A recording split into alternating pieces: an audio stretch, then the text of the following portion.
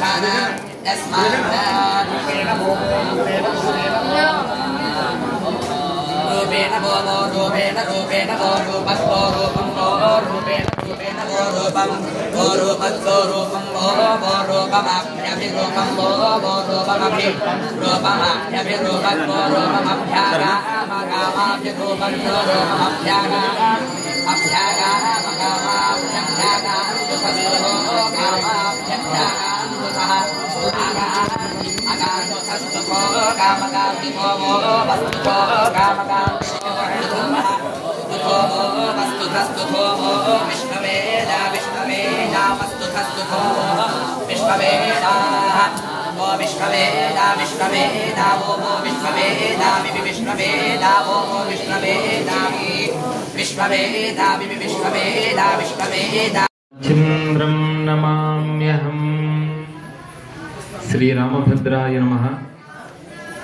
రామభద్రో విజయతేతర ఉచ్చైర్గతిర్జగతి సిద్ధ్యతి ధర్మతశ్చేత్ తస్య ప్రమాచవచనైః కృతకేతరైశ్చేత్ తేషాం ప్రకాశన దశాచ మహీసురైశ్చేత్ తానంతరేణ నిపతేత్ పనుమత్ ప్రణామః అని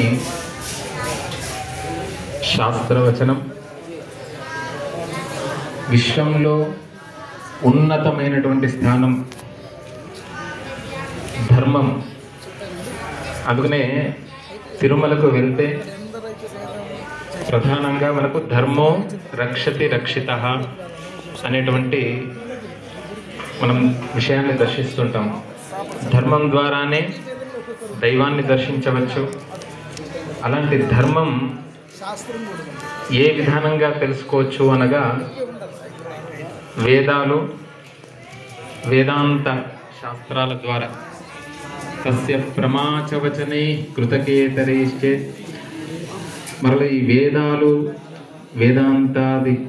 వేదాంతం అంటే వేదాంతాది శాస్త్రాలు ఎవరి చేత ప్రకాశించబడుతున్నాయి? వేదాలు ఉన్నాయి, అనంతమైనటువంటివి.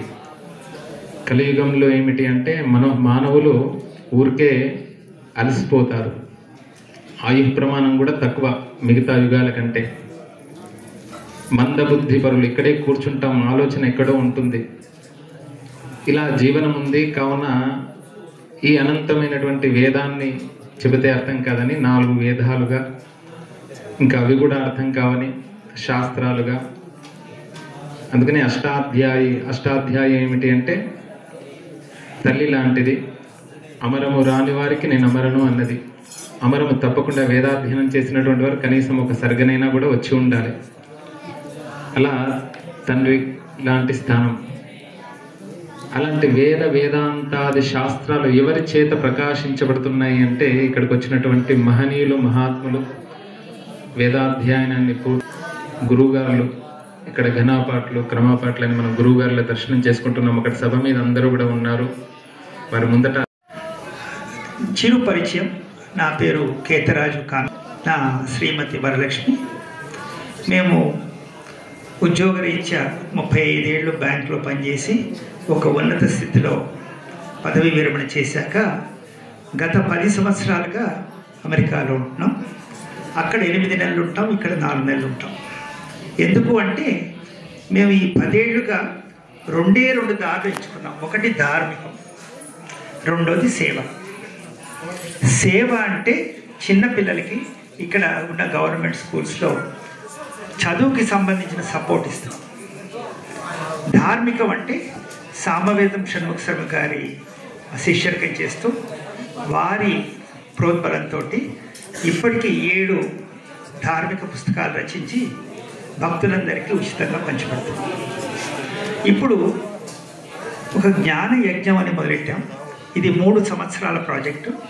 దీంట్లో సనాతన ధర్మం మీద 3 పుస్తకాలు, 3 వాల్యూమ్స్ ఈ సంవత్సరం నుంచి తెలుగులోను ఇంగ్లీష్లోను చేయాలనుకుంటాం.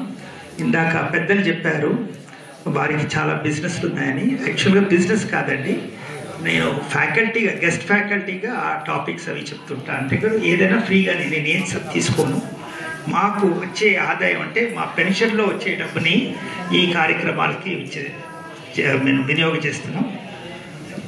మేము ధార్మిక కార్యక్రమాలన్నీ వేద శ్వాస అని ఒక చిన్న ఆర్గనైజేషన్ పెట్టుకుని దాని ద్వారా చేస్తున్నాం.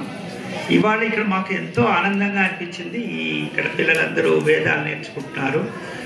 మా కార్యక్రమాల్లో అది కూడా ఒక భాగం. ఏంటంటే వేదాల్ని పునరుద్ధరించాలి, దాన్ని ప్రమోట్ చేయాలి, ప్రిజర్వ్ చేయాలి, పాపులరైజ్ చేయాలని.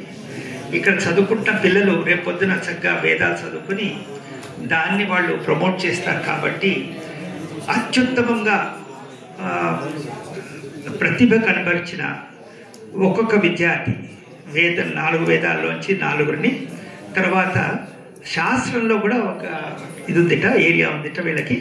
ఆ శాస్త్రంలో కూడా ఒక విద్యార్థికి ఇప్పుడు కాసేపు అయ్యాక ఇక్కడ సమావేశం జరుగుతుంది. ఆ సమావేశంలో పెద్దల ద్వారా ఒక్కొక్కళ్ళకి 1,116 అంటే 5 మందికి ఇవ్వాలని ఇప్పటికిప్పుడు అనిపించింది. ఇది చిన్న మొత్తమే కానీ వాళ్ళకి ప్రోత్సాహంగా ఉంటుంది అన్న ఉద్దేశంతో వీరు మాకు పర్మిషన్ ఇస్తే ఆ పని చేస్తాం. जञ्जमानोऽसौ आजुराजास्ते सुप्रजास्त्वमाजास्ते सदातवनस्यामाजास्ते उत्तरान्देव यज्ञामाचास्ते भोजाहविष्करणमाचास्ते दिव्यन्धमाचास्ते विश्वं प्रियमाचास्ते यधनेन हविषाशास्ते तदश्यात् तदृध्यात् तदस्मै देवाराधना तदग्निर्देव देवेभ्यो वनते वयमग्निर्मानुषाः वेतञ्च उभे हदस्माताम् यगजर्वामस्येदञ्च नमो देवेभ्यः అనేగా ఆశీర్వచనం చేస్తారు అని ఇన్వైట్ చేసి అందరికి ఆశీర్వచనం కాగానే ఒక్క 10 నిమిషాలు కూర్చోండి. కోదండాచార్య మధ్యమాం వెంకటరామార్య పర్యంతాం వందే గురు పరంపరాం అస్మత్ శ్రీ గురుచరణారవిందాభ్యాం నమః. ఒక విశిష్టమైన సన్నివేశంలో మనందరం కూడా ప్రత్యక్ష సాక్షులమై ఉన్నాం. తెలంగాణ వేద ప్రవర్తక చేసి మనందరినీ దాంట్లో భాగస్వామ్యుల్ని చేశారు. అందరికీ ఓ సందేహం వస్తుంది, ఏమిటి ఈ వేదం, ఎందుకు ఈ వేదం, ఎవరికి ఈ వేదం? ఈ కాలంలో ఎవరికి వాళ్ళకి కష్టం వస్తే తీర్చడానికి అందరూ ఉన్నారు. అవసరమైతే ఏదన్నా అనారోగ్యం కలిగితే డాక్టర్లు ఉన్నారు, లేదు ఏదైనా వేరే సమస్య వస్తే పోలీసులు లాయర్లు ఉన్నారు, న్యాయవాదులు మొదలైన వాళ్ళు, లేదు ఇంకేదైనా ఇబ్బంది వస్తే స్నేహితులు, తల్లిదండ్రులు, అన్నలో తమ్ముళ్ళో ఉన్నారు. కాబట్టి ఇంతమంది ఉండగా ఈ మోడర్న్ సొసైటీలో ఈ వేదంతో నాకేంటి పని, నేను ఎందుకు ఈ వేదం వెంట పడాలి, ఇక్కడ వీళ్ళందరూ అయ్యవారందరూ కూర్చుని ఈ వేదం అని చెప్పి సభ పెట్టడం ఏమిటి, ఇంతమంది వచ్చుడేంది, వీళ్ళంతా వచ్చి ఇక్కడ కూర్చుండేంది, వీళ్ళు ఏదో చేస్తున్నారని మేము రావడం ఏమిటి అనేటటువంటి అనుమానం లేక ఆ ప్రశ్న సామాన్యంగా చాలామంది తొలుస్తూ ఉంటుంది. ఇప్పటికి కూడా అంటే మంత్రాలకి చింతకాయలు రాలుతాయా అనేటటువంటి ఎవరో పుట్టించిన ఒక మాటను పట్టుకుని ఈ రోజు కూడా చాలామంది అదే మాటని తమ యొక్క భావనగా హైలైట్ చేస్తూ లోకంలో ఈ మంత్రాలు, ఇవన్నీ తంత్రాలు, ఇవన్నీ కూడా అబద్ధం, లేక ఈ మంత్రాల వల్ల తంత్రాల వల్ల ఎవరికీ ఉపయోగం లేదు, కేవలం మోసం చేయడానికో లేక పబ్బం గడుపుకోవడానికో కొంతమంది చేస్తున్నటువంటి పనుడివి అని సనాతన ధర్మం మీద దాడి చేస్తూ ఇతరులు కొంతమంది మనలాంటి వాళ్ళ యొక్క ఆత్మవిశ్వాసాన్ని దెబ్బతీస్తూ ఉన్నటువంటి ప్రస్తుత సమాజంలో యథార్థంగా జాగ్రత్తగా ఆలోచిస్తే వాళ్ళు అంటున్న మాట నిజమే అని మనకు కూడా అనిపించేటటువంటి ప్రస్తుత కాలంలో మరి వేదశాస్త్ర ప్రవర్తక సభ అని చెప్పి పెట్టి ఇందాక వారు చెప్పినట్లు 30 లక్షల రూపాయలు, రూపాయి కాదు 2 రూపాయలు కాదు, పోనీ దీని మీద ప్రాఫిట్ కూడా ఏమీ లేదు. 30 లక్షలు ఈరోజు పెట్టుబడి పెడితే రేపు 35 లక్షలు అవుతుందని నమ్మకం లేదు. ఈ రోజుకి అయిపోయింది. మళ్ళీ వచ్చే సంవత్సరానికి 30 లక్షలు 35 లక్షలు ఖర్చు పెట్టుకోవడానికి సిద్ధం అవుతారు వీళ్ళందరూ. ఎందుకు చేస్తున్నారు? వీళ్ళంతా అమాయకులా, లేక వీళ్ళన్నం వచ్చినందుకు మనం అమాయకులవా, లేక ఇదంతా ఒక భ్రమాత్మక ప్రపంచం, మనం కూడా దాంట్లో భాగస్వామ్యాన్ని పొందామా అనేటటువంటిది కూడా ఆస్తికులైనటువంటి మహాత్ములైనటువంటి లేక నిజంగా సనాతన ధర్మం మీద అభిమానము, గౌరవము, వేదం మీద విశ్వాసము ఉన్నటువంటి మీలాంటి నాలాంటి వాళ్ళని తొలిచేసేటటువంటి ఒక పెద్ద ప్రశ్న. దీని ముందు ఇంకొక చిన్న మాట మాట్లాడుకోవాలి. అసలు ఈ మంత్రాలకి చింతకాయలు రాలుతాయా లాంటి మాటలు ఎందుకు పుట్టాయి అనంటే, ఈ మంత్రం అనేటటువంటి లేక వేదం అనేటటువంటి మాటని పెట్టుకుని లోకంలో ఎలా అయితే ప్రతి దాంట్లోనూ నకిలీది మొదలైందో, ఒక వస్తువు తయారు చేస్తే దానిలాంటి దాన్ని ఇంకో దాన్ని నకిలీ దాన్ని తయారు చేసి దాన్ని లోకంలో అందరూ ఎక్కువ ఎలా అయితే నమ్మడానికి అనుకూలంగా ఉంటుందో అట్లా చేస్తారో, అలాగే నిజమైనటువంటి మనందరినీ రక్షించేటటువంటి ఈ వేద ధర్మ శాస్త్ర గ్రంథములని కొంతమంది మిడిమిడి జ్ఞానంతో తెలిసి తెలియక చదివి చదవక వచ్చి రాక వాళ్ళు మేము గొప్పవాళ్ళం అని చెప్పి ఎవరినో ఒకరిని పట్టుకునో లేక ఏదో ఒక వేషం వేసో లేక ఏదో రకమైనటువంటి మాధ్యమాన్ని ఆశ్రయించో లోకంలో చలామణి అయిపోతూ ఏనాడో ఒకనాటికి నకిలీ అని చెప్పి బయటపడిన తర్వాత దాన్ని అందరికీ ఆ పాపాన్ని పంచడం కోసం ప్రచారం చేస్తూ ఉన్నటువంటి అసలైనటువంటి నిజమైనటువంటి ఒరిజినల్గా ఉన్నటువంటి వస్తువుని వాళ్ళు బయటికి తెలియనివ్వకుండా చేసి ఈ వేదశాస్త్రములని ఎంతోమంది ఇబ్బంది పడుతూ ఉన్నటువంటి సందర్భంలో భగవంతుడు చెప్పినట్లుగా ఎప్పటికప్పుడు ఎప్పుడు ధర్మం లోపిస్తుందో ఎప్పుడు న్యాయమైనటువంటి తగ్గిపోతుందో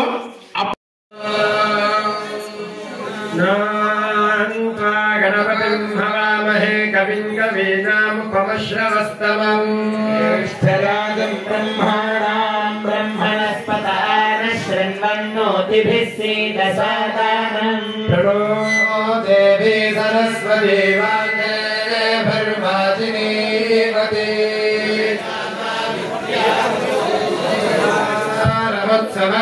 समक्षीरमाणं विपस्थितं पितरं मत्वा